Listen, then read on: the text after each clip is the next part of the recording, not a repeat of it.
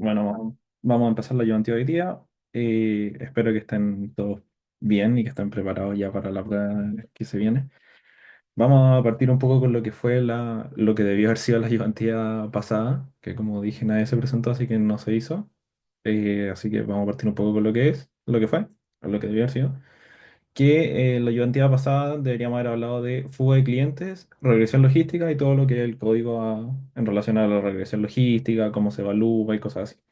Así que ahí cuando empezamos a ver el código de regresión logística, les va a servir para que sepan cómo analizar un código, porque es bastante probable que aparezca, por lo menos conversando con los profesores, se nos cuenta que era bastante útil que saliera el código, porque así podían ver quién hizo la tarea y quién no hizo la tarea. Entonces, porque claro, para el que hizo la tarea, analizar código es bastante fácil, pero para el que no hizo la tarea, por ejemplo, puede ser un poco más difícil analizar el código si es que no hizo esa parte de la tarea, sobre todo. Entonces el profe dijo, ya, para asegurarme de que todos participaban en la tarea y cosas así, muy probablemente vamos a preguntar el código. Y así. Bueno, lo importante, comenzando. Sí, a veces me miro para el lado porque estoy aceptando a los participantes y cosas así. Entonces aquí tengo el chat y así. Bueno, vamos a empezar. Fuga de clientes. ¿Qué es la fuga de clientes? En el fondo, la fuga de clientes es que un cliente, una persona, abandone o no abandone no sé, deje o no ser cliente nuestro, que sé yo, si somos del banco, que esta persona deje de ser cliente del banco y se vaya a otro banco. En el fondo, la fuga de clientes autoexplicativa, fuga de clientes es que los clientes se vayan. ¿Por qué nos interesa nos interesa predecir la fuga de clientes para saber cuál es la probabilidad de que un cliente se vaya del banco dadas ciertas características? Eso es lo importante de la fuga de cliente, como dadas según las características que tiene este cliente y los que tienen los demás clientes, cuál es la probabilidad de que este cliente se vaya o no se vaya. Esto nos sirve para identificar como a priori si una persona se va a ir o no se va a ir.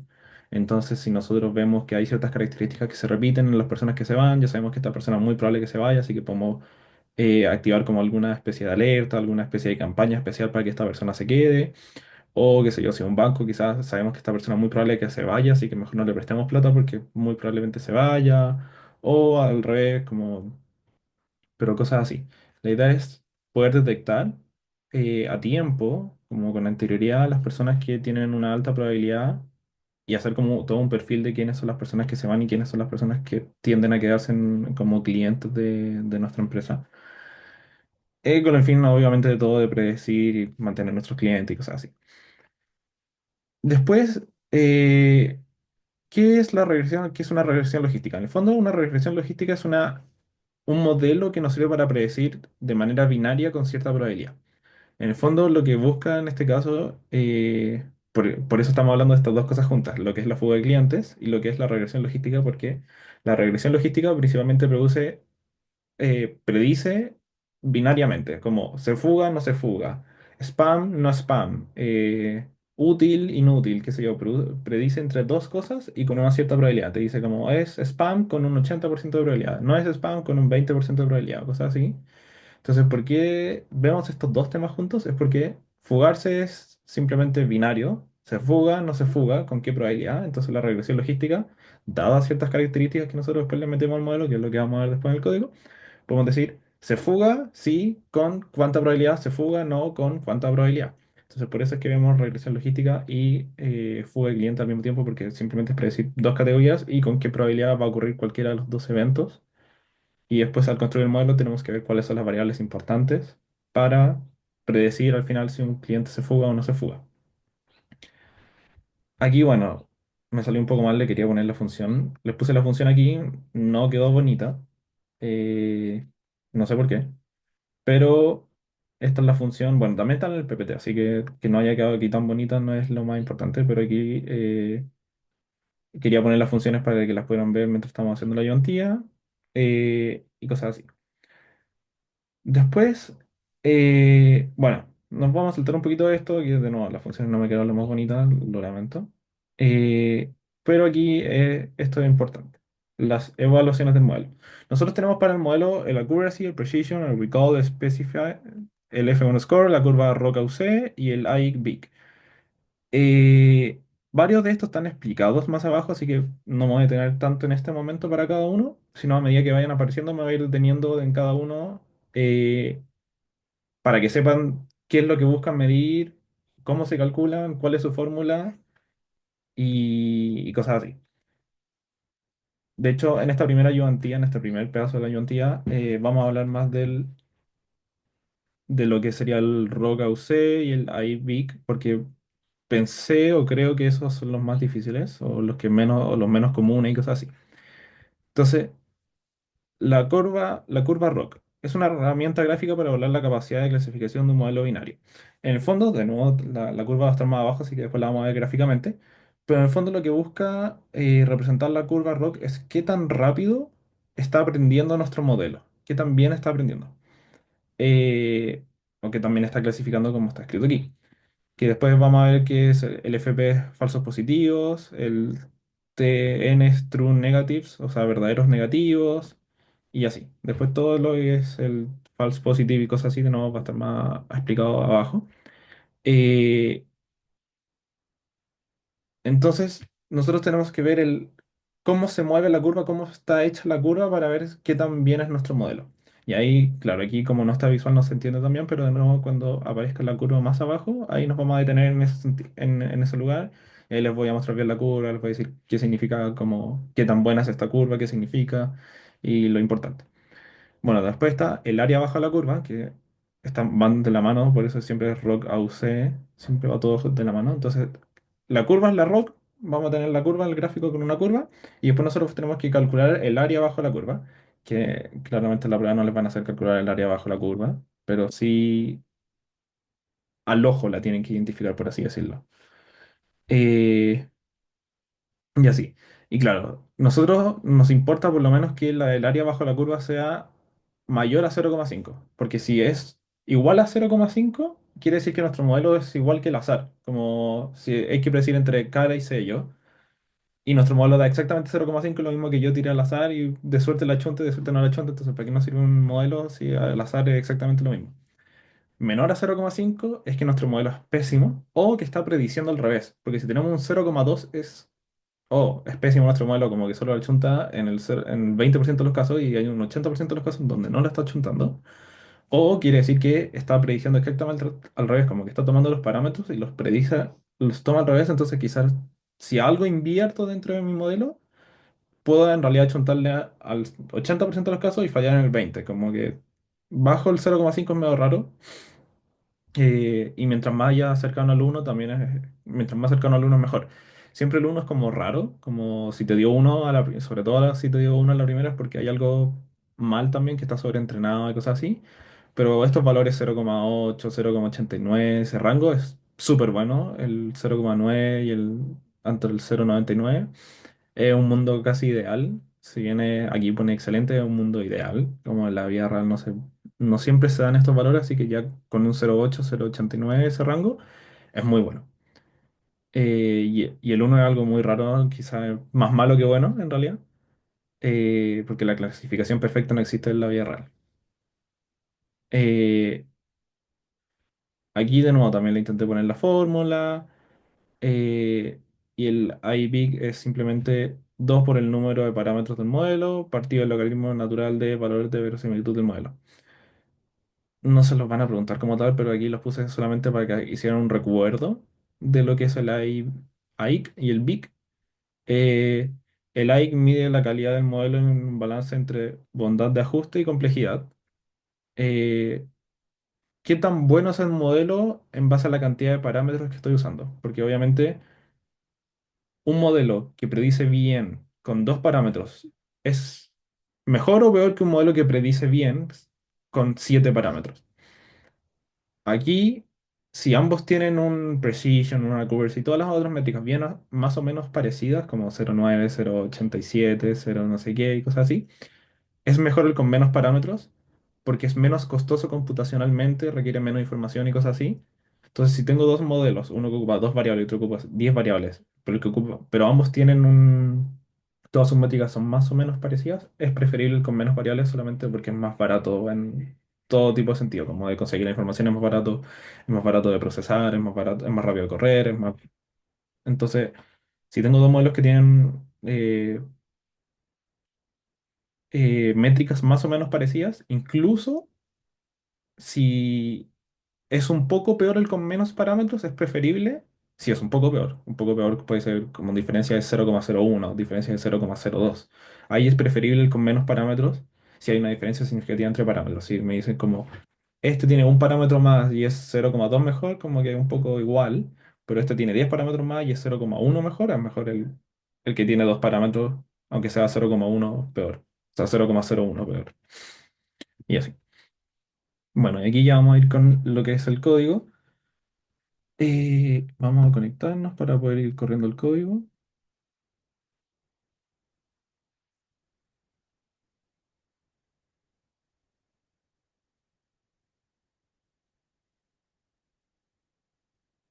Ya.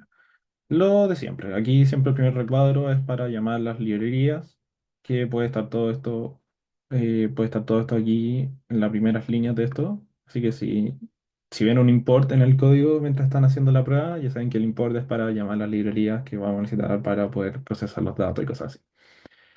Esta primera línea, el telco.read CSV, es para llamar la base de datos, en este caso para llamar el CSV, y guardarlo dentro de una variable. En este caso, el comando pd.readcsv, como dije, es para leer la base de datos, que aquí pongamos un igual telco. Esto es para guardarlo dentro de una variable, que la variable en este caso la vamos a llamar telco. Este es el nombre del CSV. Aquí le estamos indicando cómo está estructurado el CSV, cómo está separado cada dato dentro del CSV. Y el encoding UTF-8 es como para decirle que está como en caracteres, como el tipo de caracteres que puede encontrar dentro, que en este caso UTF-8 sería como caracteres comunes y corrientes como A, B, C, L, incluso creo que está la ñ dentro del UTF, pero es para decirle que va a encontrar caracteres como alfanuméricos comunes y corrientes. Entonces, lo primero que uno debería hacer cuando se enfrenta a una base de datos nueva que uno nunca ha visto es graficar. Que esto, si los que hicieron la tarea se van a acordar. Cosas así, es graficar un poco las variables dependientes con las independientes para ver un poco cómo esto está distribuido, cuál es la relación entre una variable y otra, y así. Entonces vamos a graficar el tenor versus el monthly charge. Por si acaso este es el código, ustedes lo vieron en clase, para los que les suena un poco parecido y los que no fueron a clase, bueno, esto lo debieron haber visto en clase. Vamos a hacer un histograma, vamos a hacer una distribución, histograma, un box plot y así.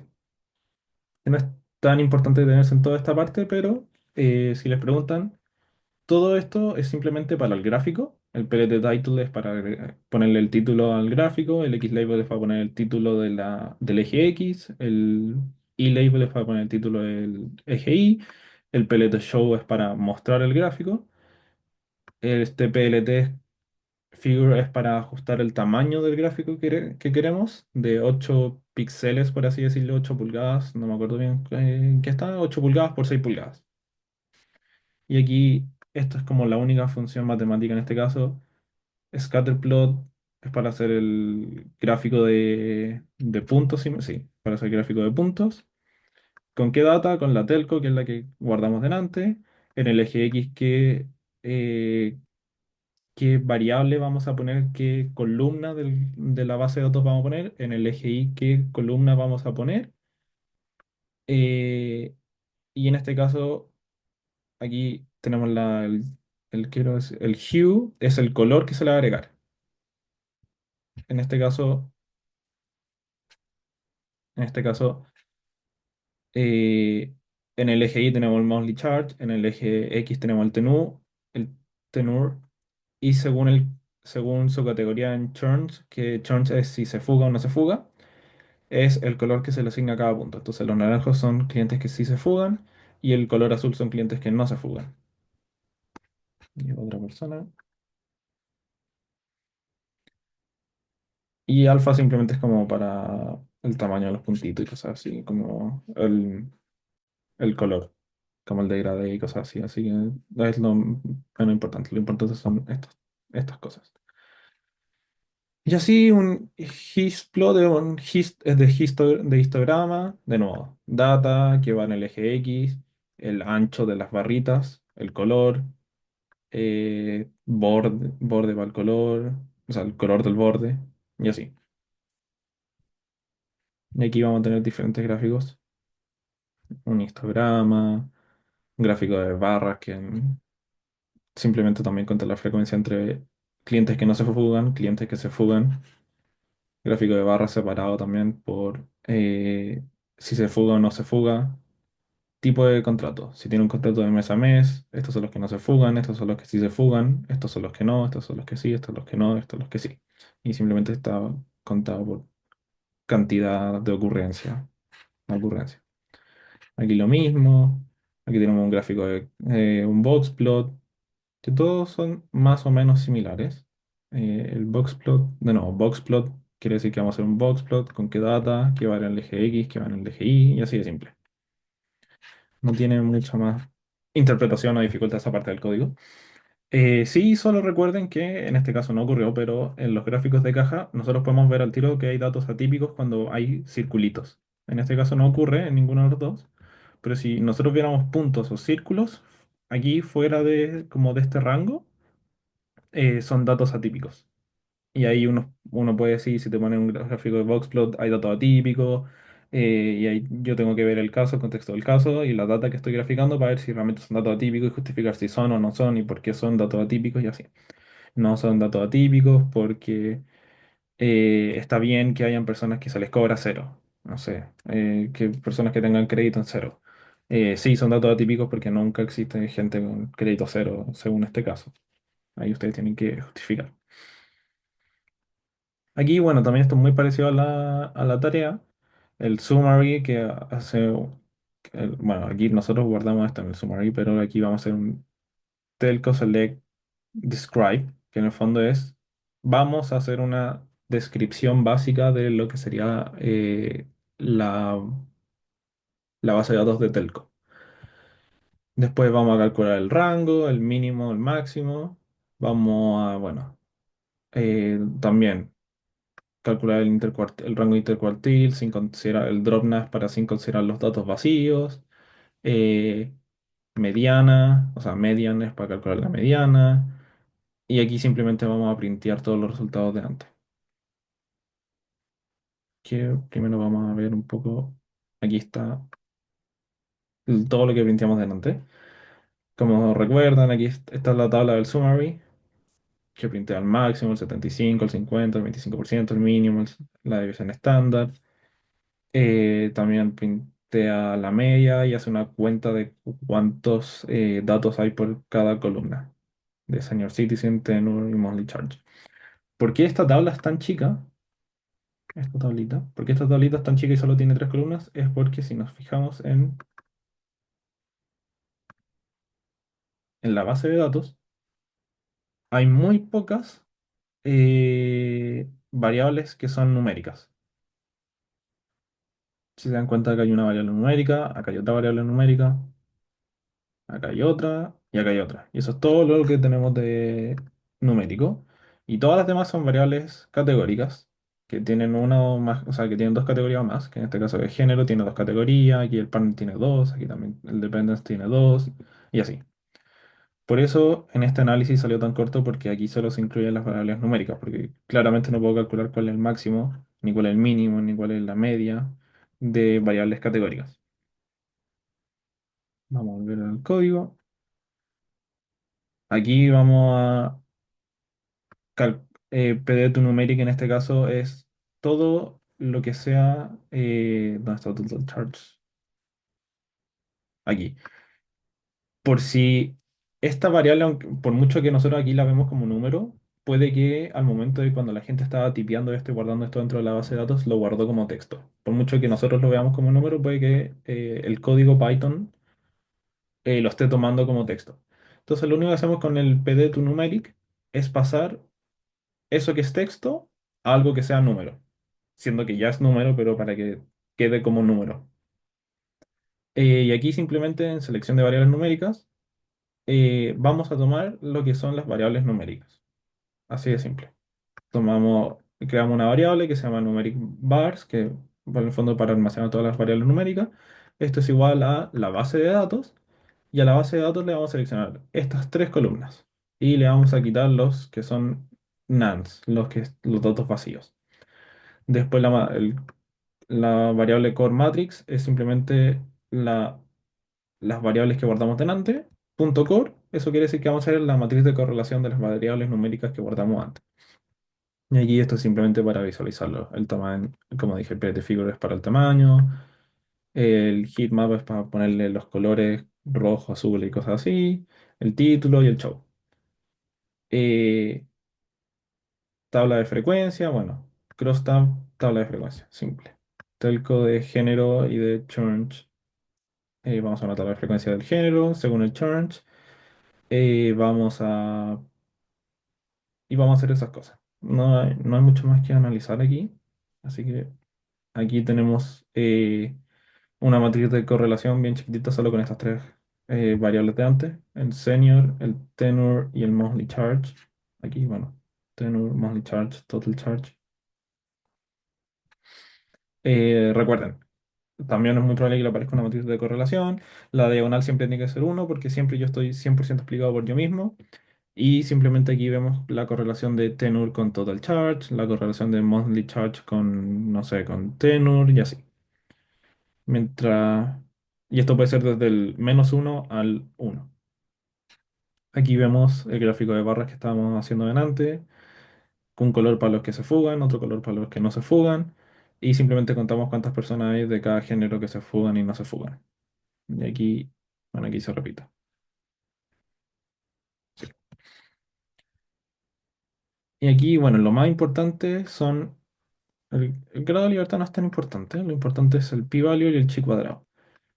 Si se recuerdan, el p-value es para variables numéricas y el chi cuadrado es para variables no numéricas. En este caso son muy parecidos, pero eso es coincidencia. El p-value tiene que ser lo más chico posible. Mientras, o sea, eso tiene que ser lo más chico posible y si ya es menor a 0,05, que insisto que es muy importante, porque por lo menos cuando yo di la prueba, mucha gente no se acordó de esa simple pregunta y era demasiado simple. La pregunta era simplemente qué variables son significativas y era simplemente todas las que son menores a 0,05. Y eso era una pregunta de la prueba y mucha gente no respondió eso. Así que insisto en eso, porque todo mi grupo por lo menos la tuvo malo cuando dimos la prueba, menos yo, que yo sí hice el trabajo y yo no. Entonces, si es menor a 0,05, es significativa. Y ya de ahí para abajo, da lo mismo si es, o sea, no da lo mismo, pero mientras más pequeña es, mejor. Pero ya con que sea menor a 0,05 es lo importante y ahí ya podemos decir que es una variable significativa.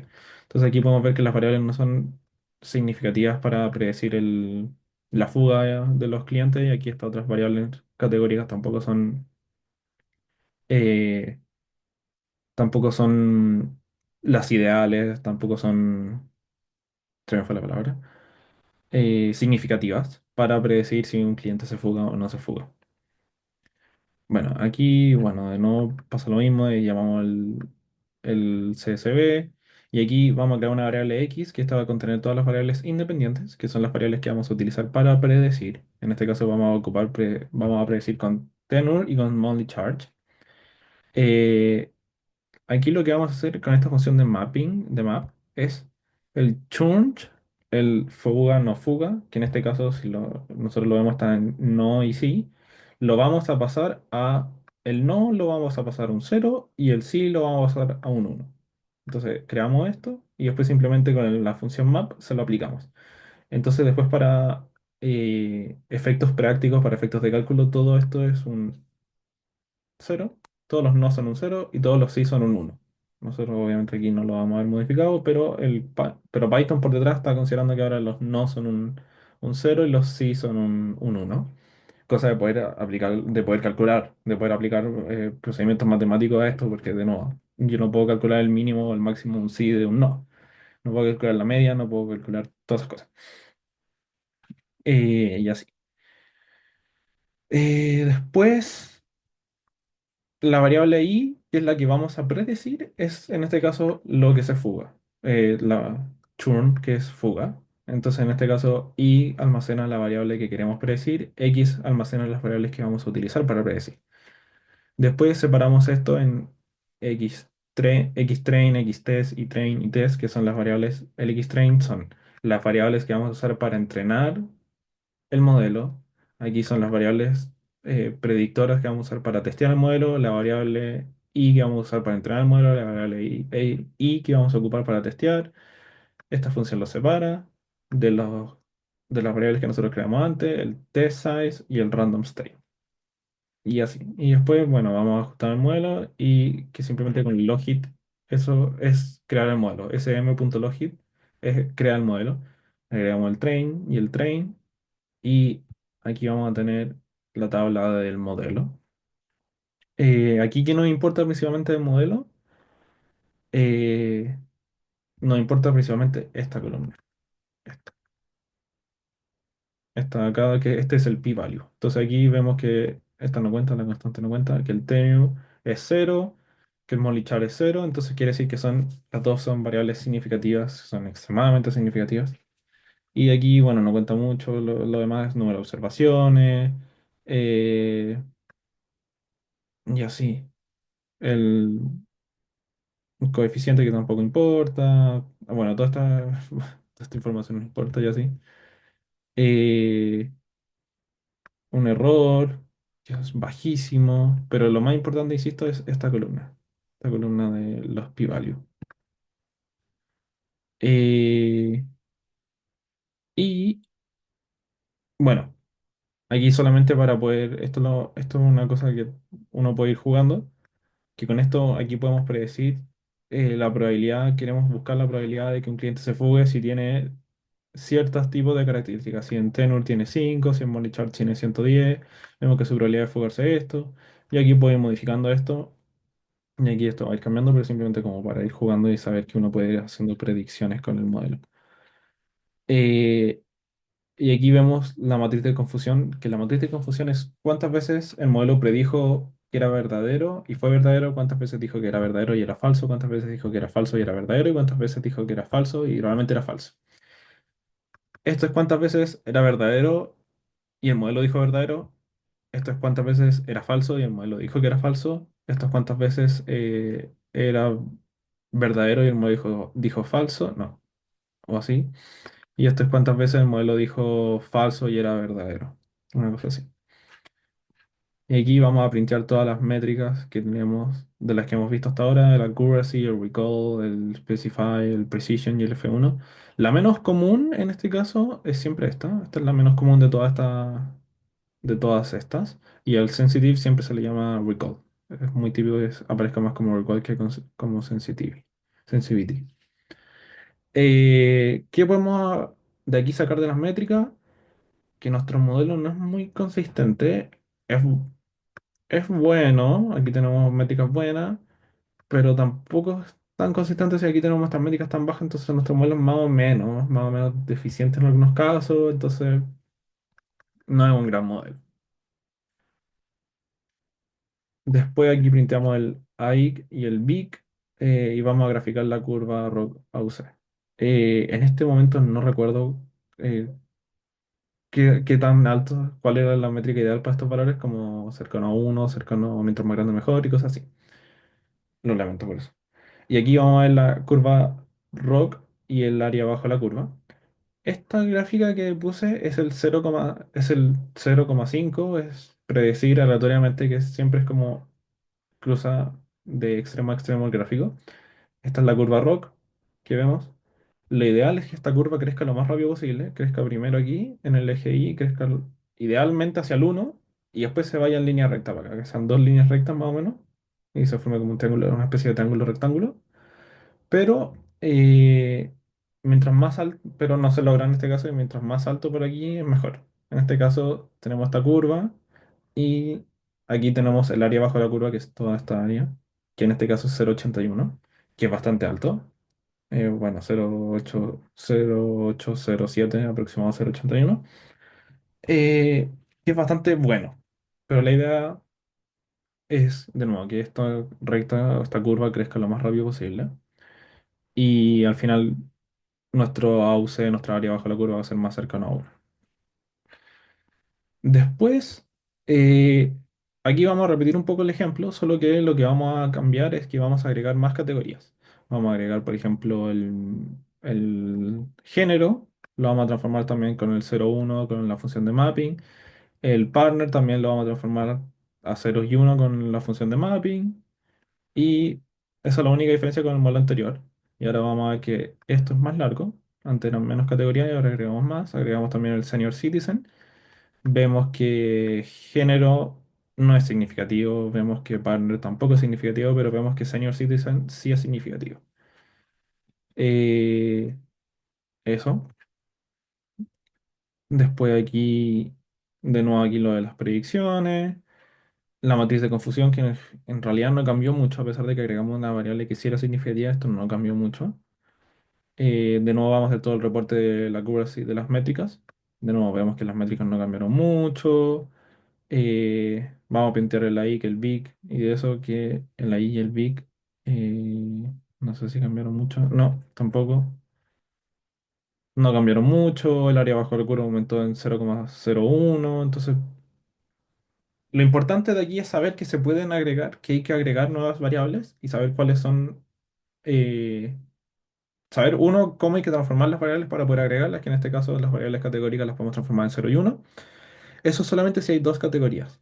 Si es género femenino o masculino, las transformamos en 0 y 1. Pero si fuera alguna otra categoría como colores, ahí no podemos hacer esto porque si nosotros empezamos a transformar 0, 1, 2 y 3, el modelo va a asumir que el 3 es más importante, es mayor, tiene un orden, el 0, el 1, el 2 y el 3.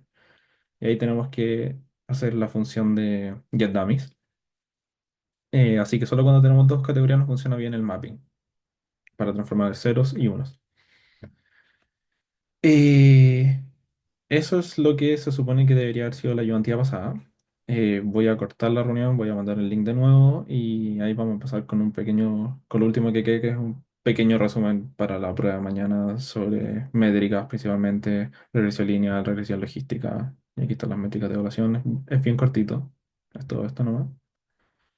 Eh, y saber un poco para qué se usa la regresión logística, para qué se usa la regresión lineal. Lo dije al revés. Así que voy a cortar, voy a mandar el link, aprovechamos a hacer consultas y cosas así.